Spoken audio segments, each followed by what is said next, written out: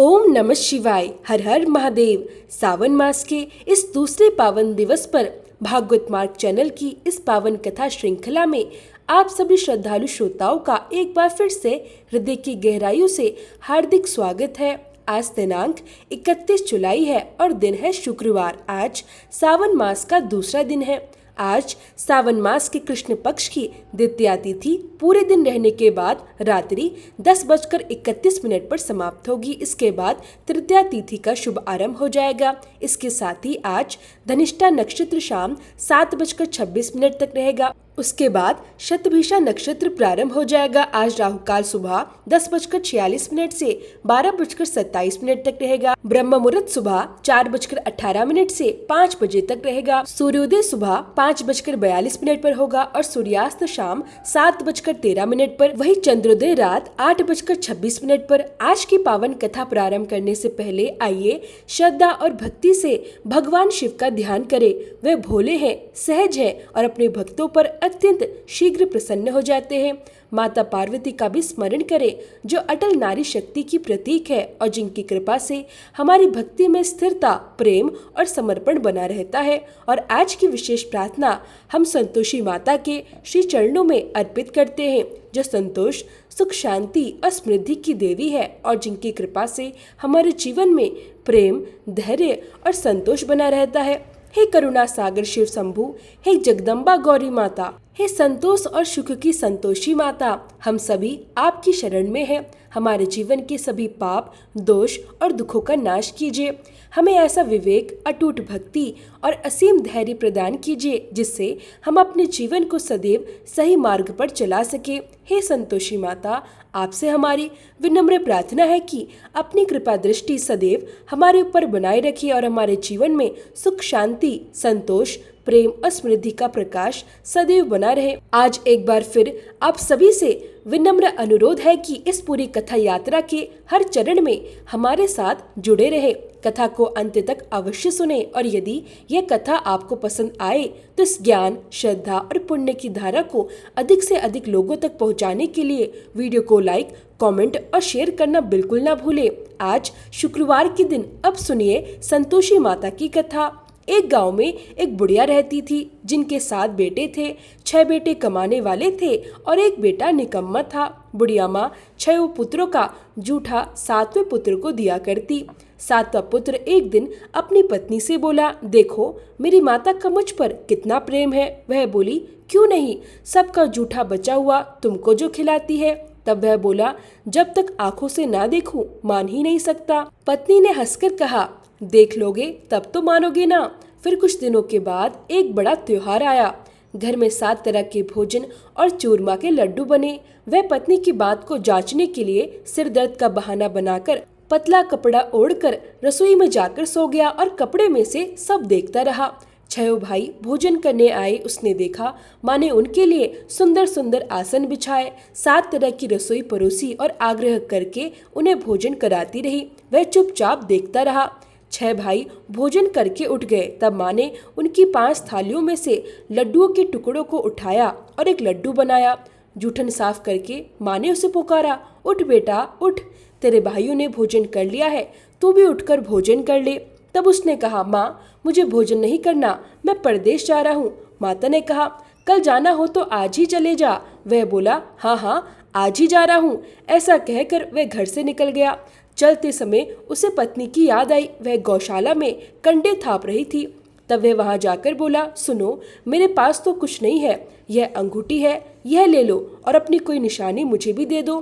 पत्नी बोली, मेरे पास क्या है, यह गोबर भरा हाथ है। ऐसा कहकर उसकी पत्नी ने पीठ पर गोबर के हाथ की थाप मार दी। तब वह चल पड़ा। चलते चलते दूर देश में पहुंच गया। वहां एक साहूकार की दुकान थी। वहां जाकर बोला, सेठ जी मुझे नौकरी पर रख लो। साहूकार की नौकर की सख्त जरूरत थी। साहूकार ने कहा, काम देखकर तनख्वाह मिलेगी। उसने कहा, सेठ जी जैसा आप ठीक समझे। अब उसे साहूकार के यहाँ नौकरी मिल गई। वह वहाँ दिन रात मेहनत से काम करने लगा। कुछ ही दिनों में वह दुकान का लेन देन, हिसाब किताब और ग्राहकों को माल बेचने का सारा काम करने लगा। साहूकार के 7-8 नौकर थे। वे सभी उसके काम को देखकर चक्कर खाने लगे। लेकिन उसने अपनी लगन, परिश्रम और ईमानदारी से सभी को पीछे छोड़ दिया और उसे अपने किए हुए परिश्रम का फल भी मिला। सेठ ने भी उसका काम ध्यान से देखा और केवल 3 महीनों में ही उसे अपने मुनाफे में साझेदार बना लिया। परिश्रम करते करते केवल 12 वर्षों में ही वह नगर का नामी सेठ बन गया और वह सेठ अपना सारा कारोबार उसी के भरोसे छोड़कर बाहर चला गया। इधर घर पर उसकी पत्नी के साथ क्या बीती यह भी सुनिए। सास ससुर अब उसे और भी दुख देने लगे। गृहस्थी का सारा काम करवाकर वे उसे लकड़ी लेने जंगल में भेजा करते। इस बीच घर की रोटियों के आटे से जो भूसी निकलती उसकी रोटी बनाकर उसे रख दी जाती और फूटे हुए नारियल की नरेली में पानी दिया जाता। इस तरह उसके दिन किसी तरह बीतते रहे। एक दिन जब वह जंगल में लकड़ी लेने जा रही थी तब उसे रास्ते में बहुत सी स्त्रियां संतोषी माता का व्रत करती हुई दिखाई दी। वह वहीं खड़ी होकर पूछने लगी, बहनों, ये तुम किस देवी या देवता का व्रत कर रही हो और इसे करने से क्या फल मिलता है? इस व्रत को करने की क्या विधि है? यदि तुम अपने इस व्रत का विधान मुझे समझाकर कहोगी तो मैं तुम्हारा बहुत बड़ा एहसान मानूंगी। उनमें से एक स्त्री बोली, सुनो बहन, ये संतोषी माता का व्रत है। इसे करने से निर्धनता और गरीबी का नाश होता है, घर में लक्ष्मी आती है और मन की चिंताएं दूर होती है, मन को प्रसन्नता और शांति मिलती है। निपुति स्त्री को पुत्र की प्राप्ति होती है। यदि पति बाहर गया हो तो वह शीघ्र लौटकर घर आ जाता है। कुंवारी कन्या को मनपसंद वर मिलता है। चलता हुआ मुकदमा समाप्त हो जाता है। यदि घर में कलह कलेश की स्थिति हो तो उसमें भी शांति होती है। घर में धन जमा होता है और धन जायदाद का लाभ होता है। और भी जो कुछ मन की इच्छा हो, जो भी कामना हो, वह सब संतोषी माता की कृपा से पूरी हो जाती है। इसमें कोई संदेह नहीं है। तब वह पूछने लगी, ये व्रत कैसे किया जाता है? यह भी मुझे बता दो, तुम पर बड़ी कृपा होगी। वह स्त्री कहने लगी, बहन, बिना किसी परेशानी के श्रद्धा और प्रेम से जितना भी बन सके उतना प्रसाद लेना चाहिए। 5.25 पैसे से 5.25 आने या फिर इससे भी अधिक अपनी शक्ति और भक्ति के अनुसार गुड़ और चना लेना चाहिए। हर शुक्रवार को निराहार रहकर संतोषी माता की कथा कहना और सुनना चाहिए। इसके बीच व्रत का क्रम टूटना नहीं चाहिए। लगातार नियम का पालन करना चाहिए। यदि कथा सुनने वाला कोई न मिले तो घी का दीपक जलाकर उसके आगे जल से भरा हुआ पात्र रखकर कथा कहनी चाहिए, लेकिन नियम नहीं टूटना चाहिए। जब तक कार्य सिद्ध न हो जाए तब तक नियम का पालन करते रहना चाहिए और कार्य सिद्ध हो जाने पर व्रत का उद्यापन करना चाहिए। 3 मास में ही माता पूरा फल प्रदान करती है। यदि किसी के ग्रह खोटे हो तब भी माता 1 वर्ष में अवश्य उन्हें अनुकूल वर देती है। कार्य सिद्ध होने पर ही उद्यापन करना चाहिए, बीच में नहीं। उद्यापन में 2.5 सेर आटे का खाजा और इसी अनुसार खीर और चने का साग बनाना चाहिए। 8 बच्चों को भोजन कराना चाहिए। जहाँ तक संभव हो देवर, जेठ, भाई बंधु या कुटुंब के लड़के लेने चाहिए। यदि वे ना मिले तो रिश्तेदारों और पड़ोसियों के लड़के बुलाने चाहिए। उन्हें भोजन कराकर यथाशक्ति दक्षिणा देकर माता का नियम पूरा करना चाहिए और ध्यान रखना चाहिए कि उस दिन घर में कोई भी खटाई न खाए। यह सब सुनकर वह वहां से चल पड़ी। रास्ते में उसने लकड़ी का गट्ठर बेच दिया और उन पैसों से गुड़ चना लेकर माता के व्रत की तैयारी करते हुए आगे चल पड़ी। रास्ते में संतोषी माता के मंदिर में जाकर वह माता के चरणों में लेट गई और विनती करने लगी, माँ, मैं दीन हूँ, निपट मूर्ख हूँ, मुझे व्रत के कोई भी नियम नहीं मालूम है, मैं बहुत दुखी हूँ। हे माता, मेरा दुख दूर करो, मैं तुम्हारी शरण में हूँ। संतोषी माता को उस पर दया आ गई। एक शुक्रवार बीता और दूसरे शुक्रवार को ही उसके पति का पत्र आ गया। तीसरे शुक्रवार को उसका भेजा हुआ पैसा भी पहुंच गया। अब तो यह देखकर जेठानी मुंह सिकोड़ने लगी, इतने दिनों बाद पैसा आया है, इसमें क्या बड़ी बात है। लड़के भी उसे ताने देने लगे, काकी के पास तो पत्र आने लगे हैं, रुपया आने लगा है, अब तो काकी की खूब खातिर बढ़ेगी और अब तो काकी बुलाने पर भी हमसे नहीं बोलेगी। बेचारी वह सरलता से कहती, भैया पत्र आए और रुपया आए तो हम सबके लिए ही तो अच्छा है। ऐसा कहकर उसकी आंखों में आंसू भर आए। वह संतोषी माता के मंदिर में जाकर मातेश्वरी के चरणों में गिरकर रोने लगी और कहने लगी, माँ, मैंने तुमसे पैसे तो नहीं मांगा, मुझे पैसे से क्या काम है, मुझे तो अपने सुहाग से काम है। माँ, मैं तो अपने स्वामी के दर्शन और उनकी सेवा मांगती हूँ। तब माता ने प्रसन्न होकर कहा, जा बेटा, तेरा स्वामी भी जल्दी आएगा। यह सुनकर वह खुशी से बावली हो गई और घर आकर फिर से काम करने लगी। अब संतोषी माता विचार करने लगी, इस भोली भाली पुत्री से मैंने कह तो दिया कि तेरा पति शीघ्र आएगा, लेकिन वह आएगा कहाँ से? वह तो इसे स्वप्न में भी याद नहीं करता। उसे इसकी याद दिलाने के लिए अब मुझे ही जाना पड़ेगा। संतोषी माता ने उस बुढ़िया के बेटे को स्वप्न में समझाया, पुत्र, तेरी पत्नी बहुत कष्ट उठा रही है। तब वह बोला, माँ, यह तो मुझे भी पता है, लेकिन मैं क्या करूँ? वहाँ कैसे जाऊँ? यह परदेश की बात है, लेन देन का सारा हिसाब किताब है और जाने का कोई रास्ता भी नजर नहीं आता। आप ही कोई राह दिखाइए कि मैं वहाँ कैसे जाऊं। तब संतोषी माता कहने लगी, सवेरे नहा धोकर संतोषी माता का नाम लेना, घी का दीपक जलाकर दंडवत प्रणाम करना और दुकान पर जाकर बैठ जाना। देखते देखते तेरा सारा लेन देन चुक जाएगा और जमा हुआ माल भी बिक जाएगा। सांझ होते होते धन का ढेर लग जाएगा। अब वह अगले दिन सुबह बहुत जल्दी उठ गया। उसने अपने मित्रों और परिचितों को स्वप्न में माता द्वारा कही गई सारी बात कह सुनाई। वह सब उसकी बात सुनकर उसकी खिल्ली उड़ाने लगे, कहने लगे, कहीं कभी सपने की बात भी सच होती है क्या? लेकिन उनमें एक बूढ़ा आदमी बहुत समझदार था। वह बोला, देखो भाई, मेरी बात मानो। इस तरह सच या झूठ कहने के बदले देवता ने जैसा कहा है वैसा ही करना। तेरा क्या जाता है? अब बूढ़े व्यक्ति की बात मानकर नहा धोकर उसने संतोषी माता को प्रणाम किया। फिर घी का दीपक जलाकर दुकान पर जा बैठा और जैसा संतोषी माता ने कहा था वैसा ही हुआ। शाम तक धन का ढेर लग गया। वह हैरान हो गया। मन ही मन संतोषी माता का नाम लेकर प्रसन्न हुआ और घर जाने के लिए गहने, कपड़े और सामान खरीदने लगा। सब काम से निपटकर वह अपने घर की ओर रवाना हुआ।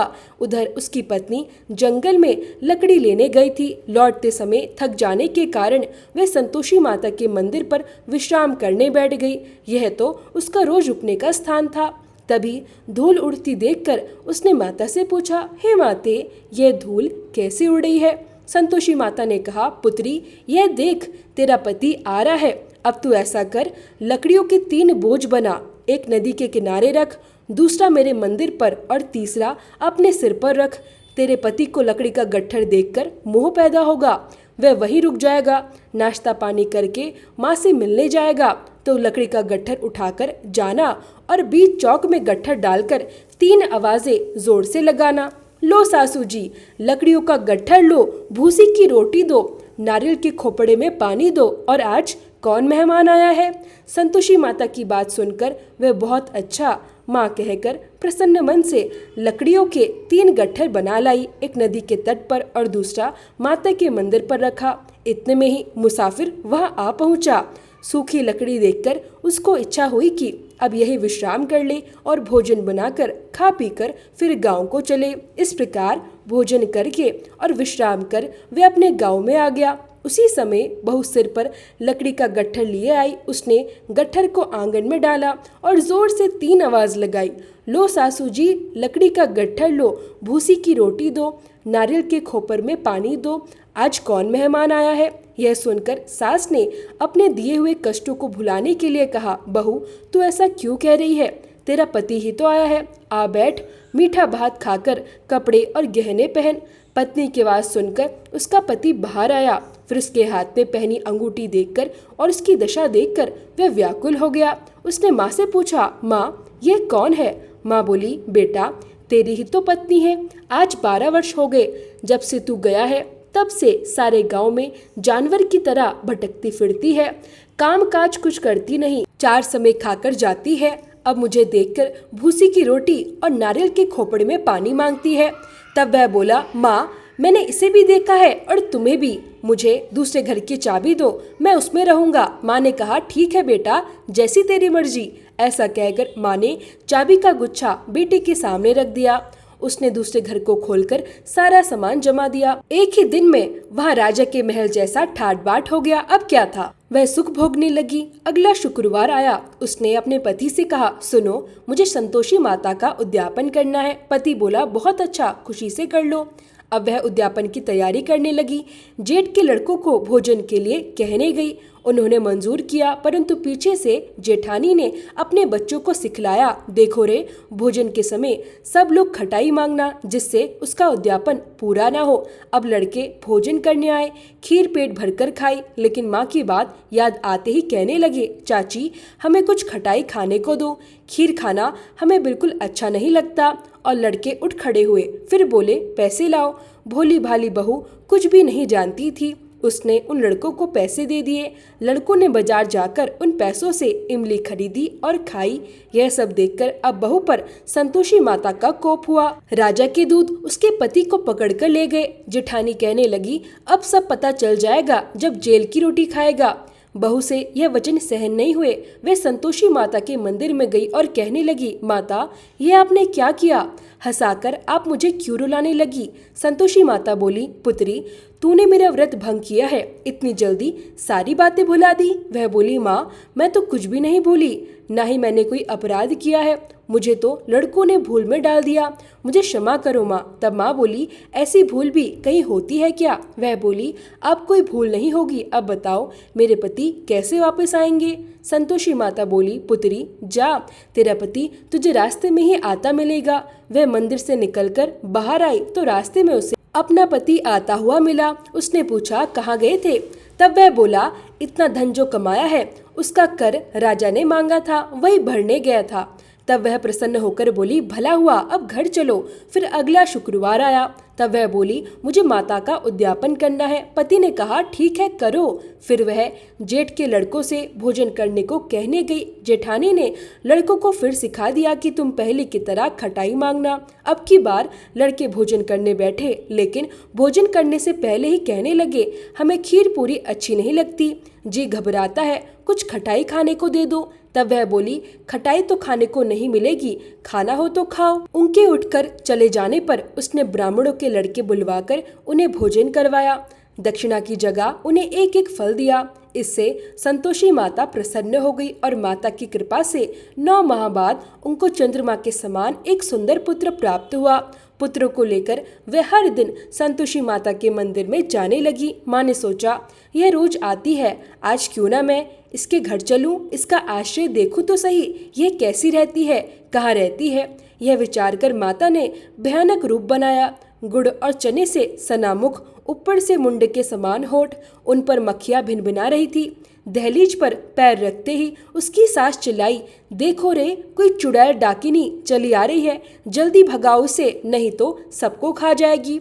बहू रोशनदान से सब देख रही थी। वह प्रसन्न उठी, आज मेरी माता मेरे घर आई है, ऐसा कहकर दूध पीते बच्चों को गोद से उतार दिया। यह सब देखकर सास क्रोध में बोली, अरे देखो तो जरा, इसकी उतावली कैसे उतावली हुई जा रही है, जो बच्चे को ही पटक दिया। इतने में ही माँ के प्रताप से जहाँ देखो वहाँ लड़के ही लड़के नजर आने लगे। वह बोली, माँ जी, मैं जिनका व्रत करती हूँ ये वही संतोषी माता है।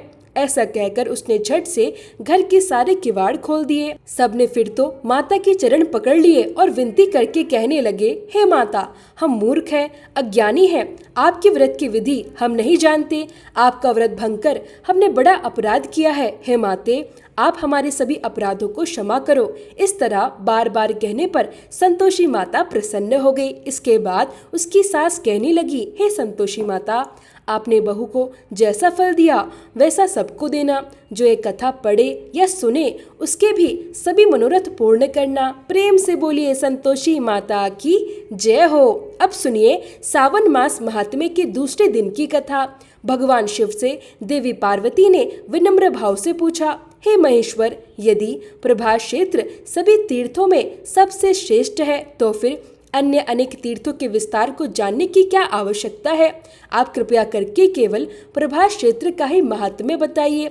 हे प्रभु, प्रभास क्षेत्र क्या है, उसकी सीमा क्या है और उसका वास्तविक सार तत्व क्या है? कृपया करके मुझे यह सब विस्तार पूर्वक बताने की कृपा करें। तब भगवान शिव ने कहा, हे देवी, सभी क्षेत्रों में प्रभास क्षेत्र मुझे अत्यंत प्रिय है। प्रभास क्षेत्र में उत्तम सिद्धि और परम गति की प्राप्ति होती है। उसके पूर्व भाग में अंधकार का नाश करने वाले भगवान सूर्य नारायण विराजमान है। उसके पश्चिम भाग में माधव जी का पवित्र स्थान है। दक्षिण दिशा में समुद्र स्थित है और उत्तर दिशा में स्वयं भवानी माता विराजमान है। इस प्रकार इन सीमाओं से युक्त वह पवित्र क्षेत्र 12 योजन में फैला हुआ है। इसी पावन क्षेत्र का नाम प्रभास क्षेत्र है, जो सभी पापों का नाश करने वाला है। हे देवी, प्रभास क्षेत्र के मध्य भाग में एक पवित्र पीठिका स्थित है, जो लगभग 5 योजन तक विस्तृत है।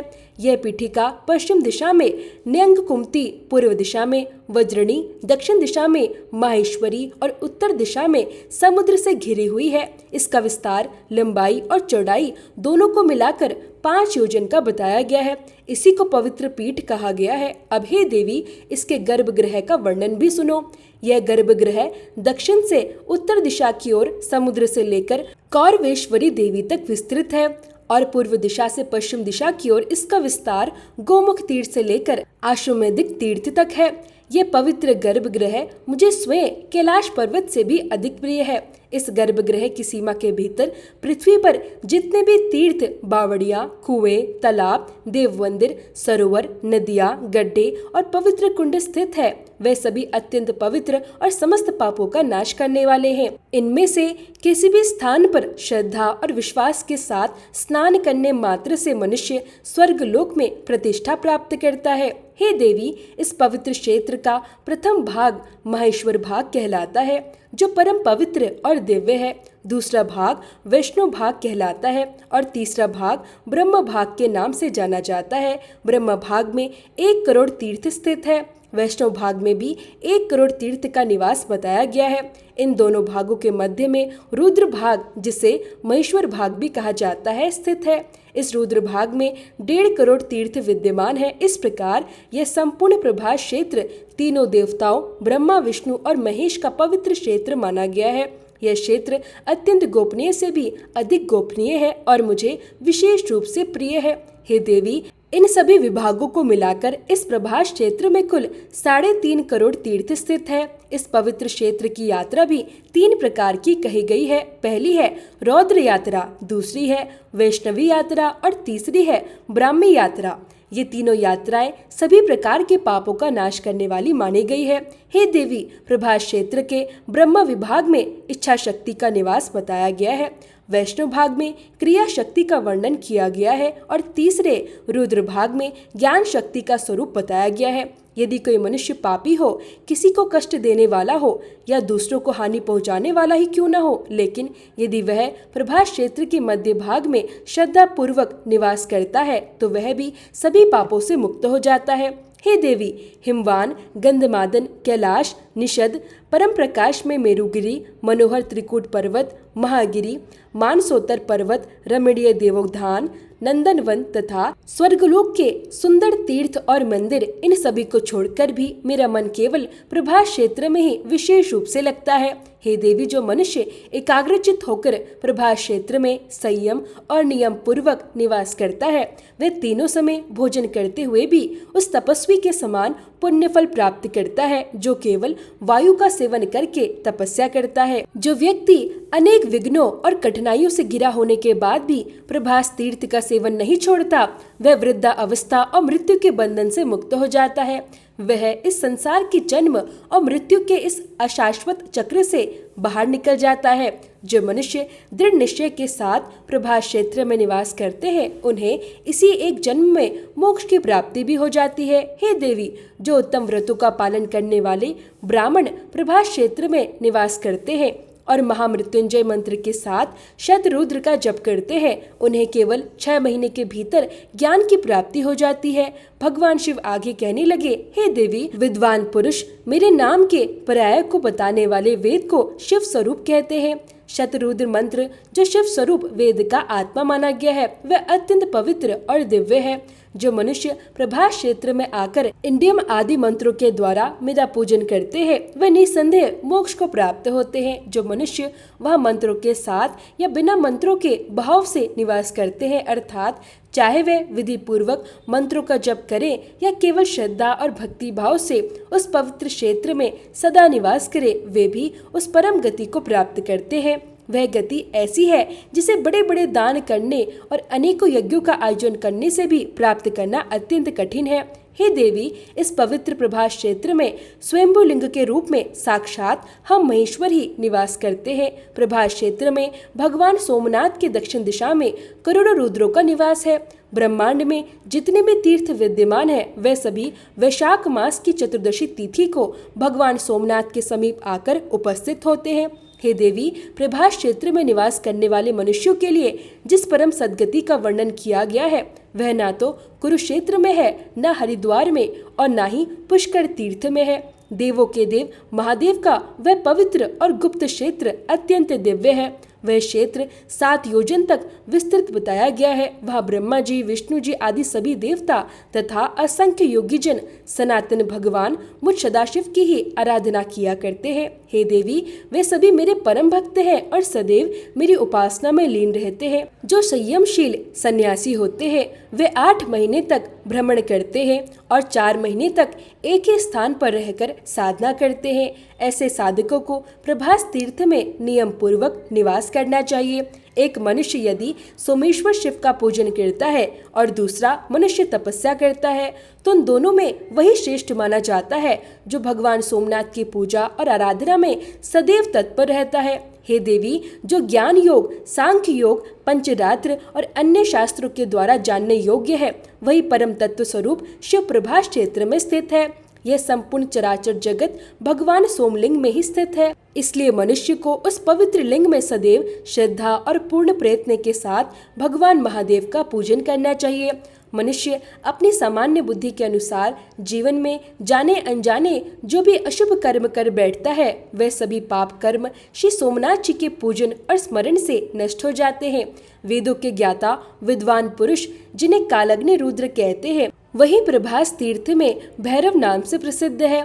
मैं ही भैरव रूप धारण करके समस्त पापों का नाश करता हूँ। जिस मंत्र में अग्नि से संबंधित मेरे स्वरूप और प्रभाव का वर्णन किया गया है उसी के अनुसार मैं प्रभास क्षेत्र में अग्निमील नाम से ही प्रसिद्ध हूँ। इसके अतिरिक्त सभी देवताओं ने मेरा एक नाम काल अग्नि रुद्र भी रखा है। मेरा एक अन्य नाम अग्निशान भी है। इस प्रकार मेरे ये 3 नाम विशेष रूप से बताए जाते हैं। हे देवी, प्रत्येक कल्प में मेरे जितने भी नाम होते हैं उनकी गणना करना संभव नहीं है क्योंकि कल्पों की संख्या और भ्रमणाओं की संख्या भी अनंत है। इस प्रकार यह भगवान सोमेश्वर देव का परम गोपनीय रहस्य है। हे देवी, आपके प्रति मेरा स्नेह और आपकी अटूट भक्ति के कारण ही मैंने यह सभी दिव्य बातें आपसे कही है।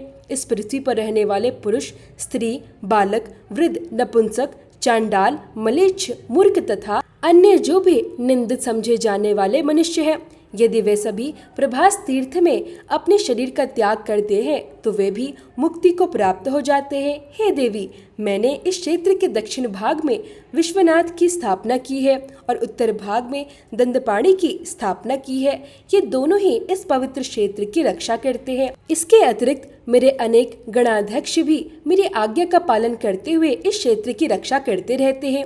हे देवी, अब मैं तुम्हें उन गणाध्यक्षों के नाम बताता हूँ, ध्यान पूर्वक सुनो। उनके नाम कुछ इस प्रकार है: महारुद्र, चंडीश, घंटाकर्ण, गोमुख, विनायक, महानाद, काकवक्र, शुभेक्षण, यकाक्ष, दुदुम्बी, चंड, तालजंग, भूमिदंड, दंड, शंकुकर्ण, वेदती, तालदंड, महातेजा, चिपिटाक्ष, हयान, हस्तिवक्र, शव्र, विडाल वदन, सिंह मुख, व्याघ्र मुख तथा वीर वीरभद्र।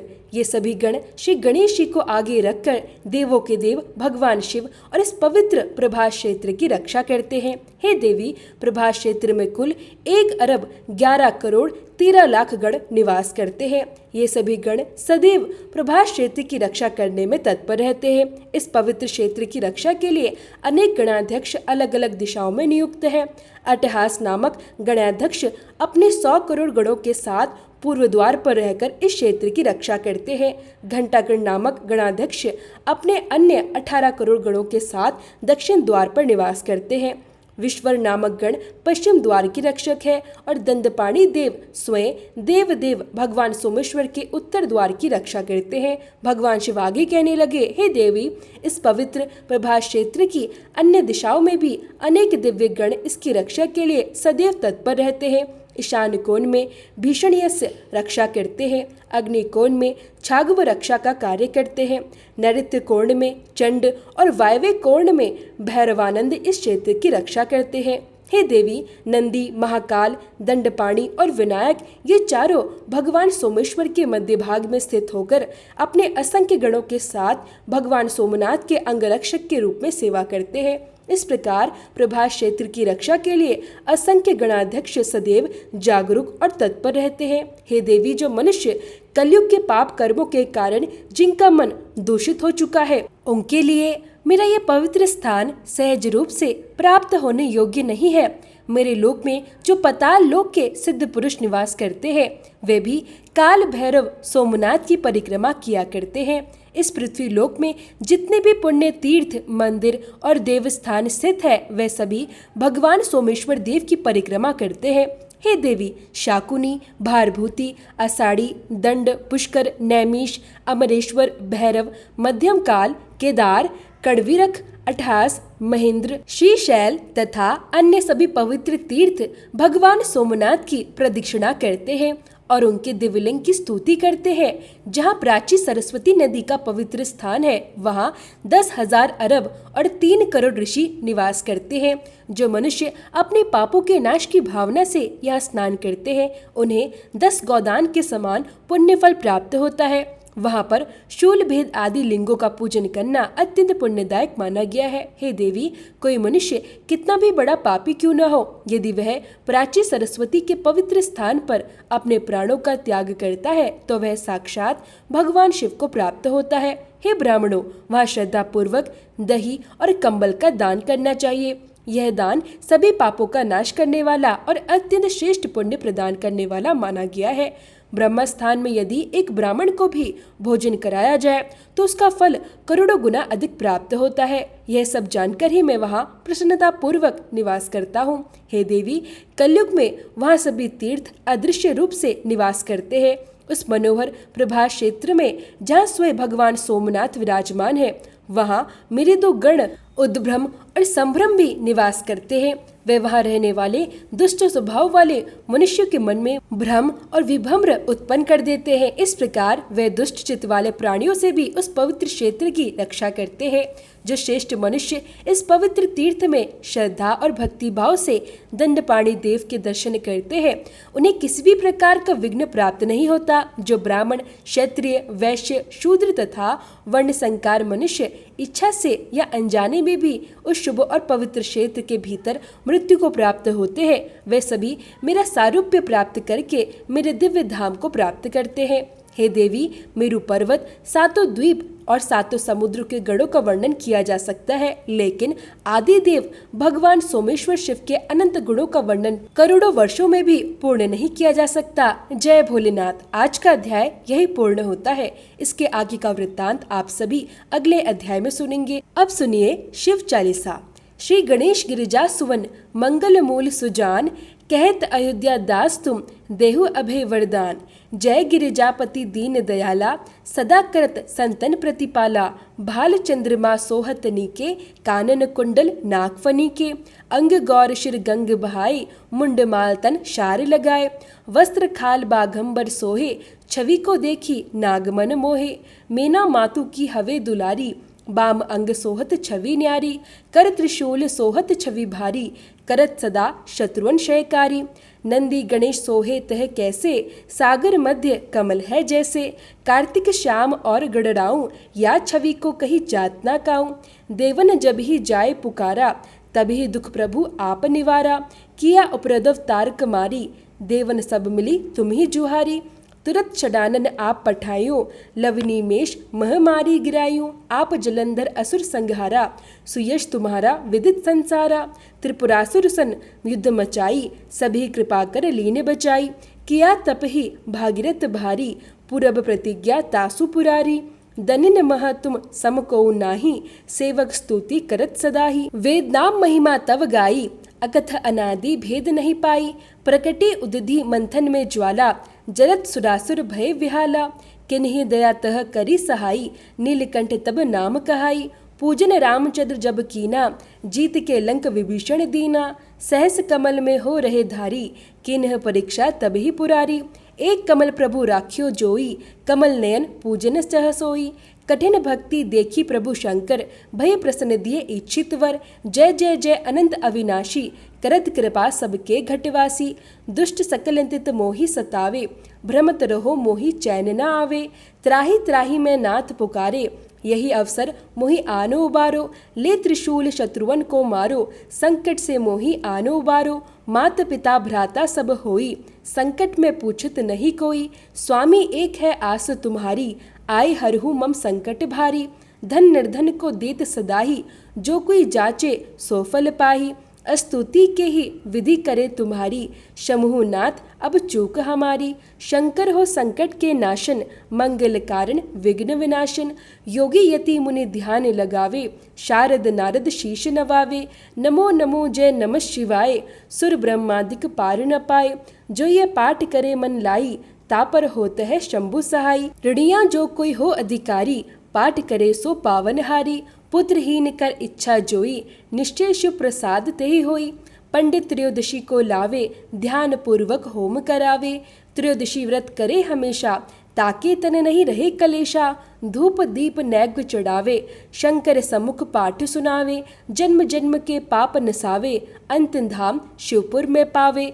कहे अयोध्या दास आस तुम्हारी, जानी सकल दुख हरू हमारी। नित नेम कर प्रातः ही पाठ करो चालीसा, तुम मेरी मनोकामना पूर्ण करो जगदीसा। मगसर छठी हेमंत ऋतु, संवत 64 जान। स्तुति चालीसा शिव ही, पूर्ण किन कल्याण। ओम जय शिव ओमकारा, प्रभु जय शिव ओमकारा। ब्रह्मा विष्णु सदा शिव, अर्धांगी धारा। ओम जय शिव ओमकारा, एकानन चतुरानन पंचानन राजे। हंसासन गरुड़ासन, व्रजवाहन साजे। ओम जय शिव ओमकारा, दो भुज चार चतुर्भुज, 10 भुज अति सोहे। त्रिगुण रूप निरखते, त्रिभुवन जन मोहे। ओम जय शिव ओमकारा, अक्षमाला वनमाला, मुंडमाला धारी। त्रिपुरारी कंसारी, करमाला धारी। ओम जय शिव ओमकारा, श्वेतांबर पीतांबर, बागंबर अंगे। सनकादिक गरुड़ादिक, भूतादिक संगे।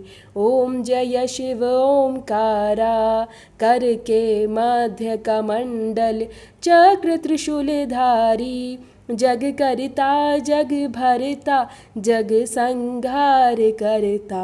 ओम जय शिव ओमकारा, ब्रह्मा विष्णु सदा शिव, जानत अविवेका। प्रणवाक्षर के मध्य, ये तीनों एका। ओम जय शिव ओमकारा, पर्वत सोहे पार्वती, शंकर कैलासा। भांग धतूर का भोजन, भस्मी में वासा। ओम जय शिव ओमकारा, जटा में गंग बहत है, गल मुंडन माला। शेष नाग लिपटावत, ओढ़त मृग छाला।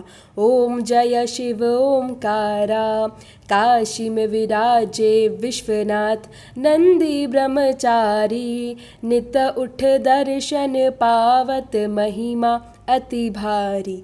ओम जय शिव ओमकारा, त्रिगुण स्वामी जी की आरती, जो कोई नर गावे। कहत शिवानंद स्वामी, कहत हरि हर स्वामी, मन वांछित फल पावे। ओम जय शिव ओमकारा, स्वामी जय शिव ओमकारा।